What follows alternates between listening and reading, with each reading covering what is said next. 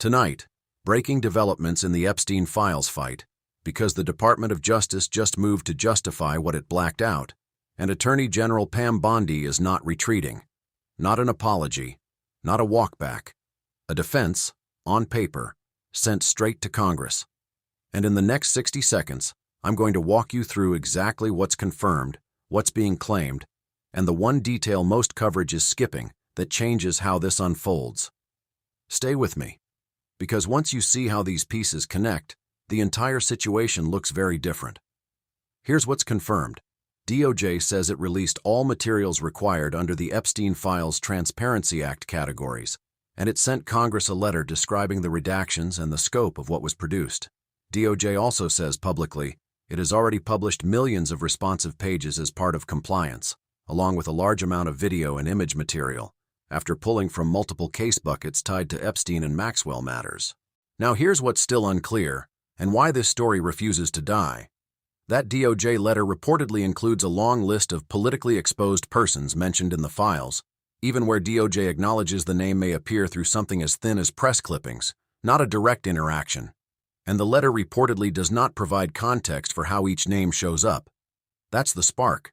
So why is Bondi not backing down?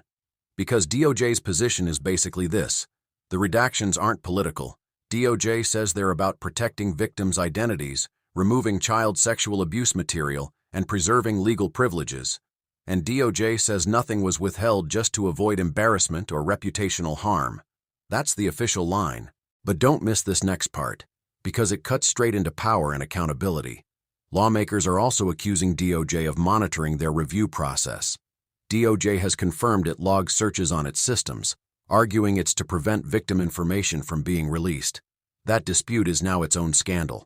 Before we go further, subscribe right now so you don't miss critical updates, because this fight is moving in real time, and the next disclosure could change the story overnight. Here is what we can verify right now, and I'm going to keep it disciplined, because this story gets reckless the moment people treat a name in a file like a conviction. Stay with me for the timeline. On February 14th, the U.S. Department of Justice sent Congress a required letter laying out what it redacted in the newly released Epstein-related records. Reuters reports the letter does two things. It gives a general description of the types of redactions, and it attaches a list of notable people mentioned in the files in any way. That list, according to Reuters, includes an extensive set of high-profile people described as politically exposed persons, even if they had no interactions with Jeffrey Epstein or his longtime associate Ghislaine Maxwell. Some names can appear through indirect references like press clippings. The letter does not explain the context for each name, so the list, by design, is not a map of who did what. It is a record of who is referenced. The same reporting indicates the letter was sent to the leadership of the Senate and House Judiciary Committees. Separate reporting on the letter describes a broad set of materials the department says it released or summarized under the Epstein Files Transparency Act, including investigative records tied to the Epstein and Maxwell cases, flight logs and travel records for aircraft and vessels linked to Epstein, internal Justice Department communications about charging decisions, and documents connected to Epstein's detention and death.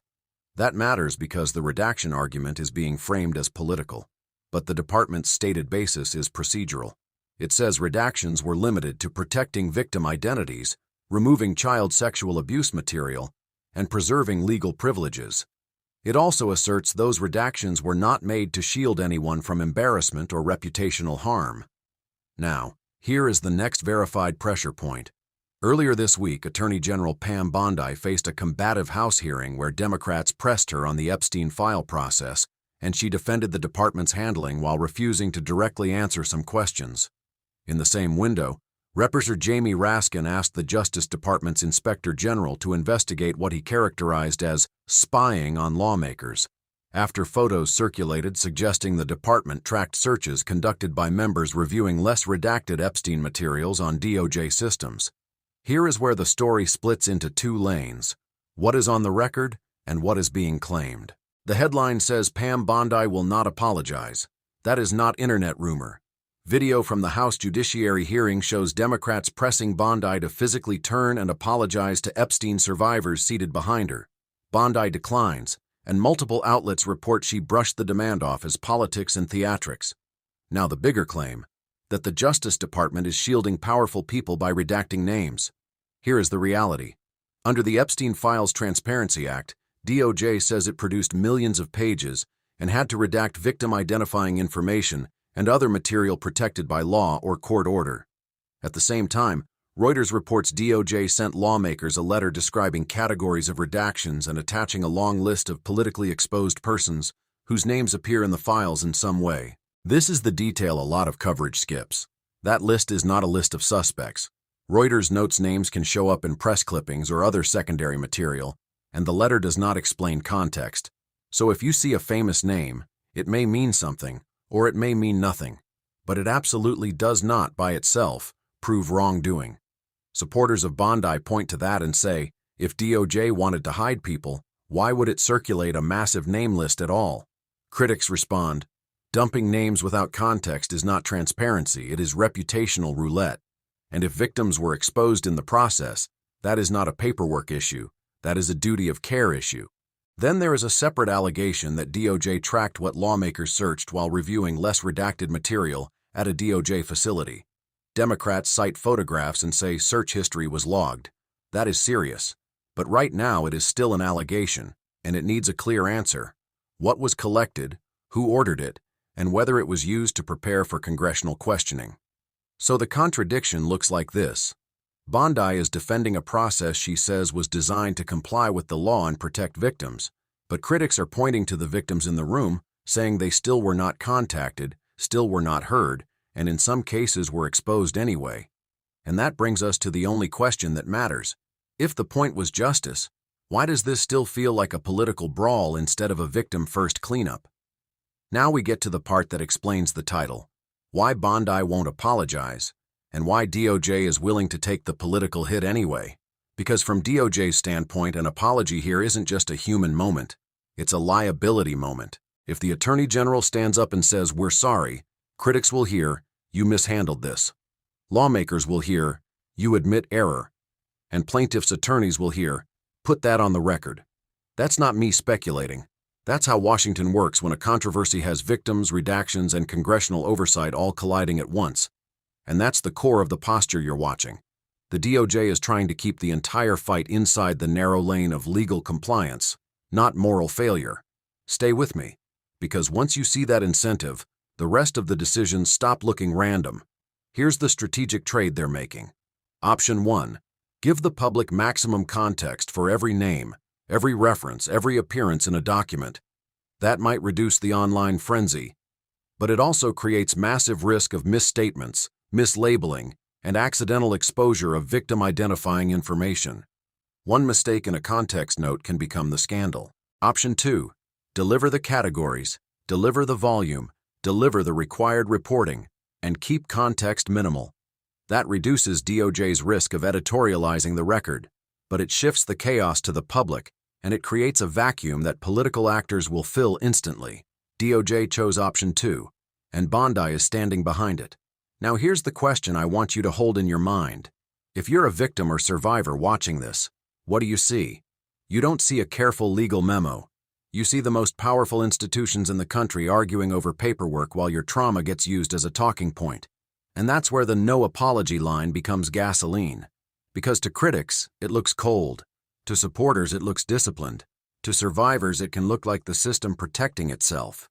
Next, we have to talk about the name list issue, because it's the single most dangerous element of this entire rollout.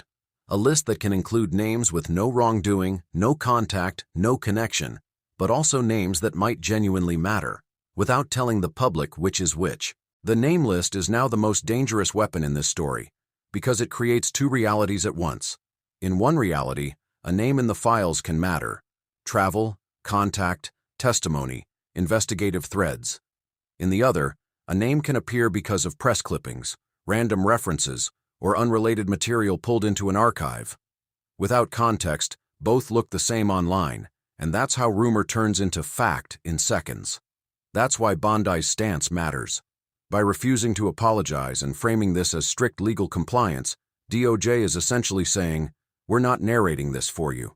We'll publish what we can, redact what the law requires, and we won't label people." Supporters call that discipline. Critics call it chaos. Because dumping names without context can smear innocence and bury the connections that actually matter, while victims watch the system argue over paperwork. Here's what accountability looks like next. 1. Congress should demand an itemized audit trail.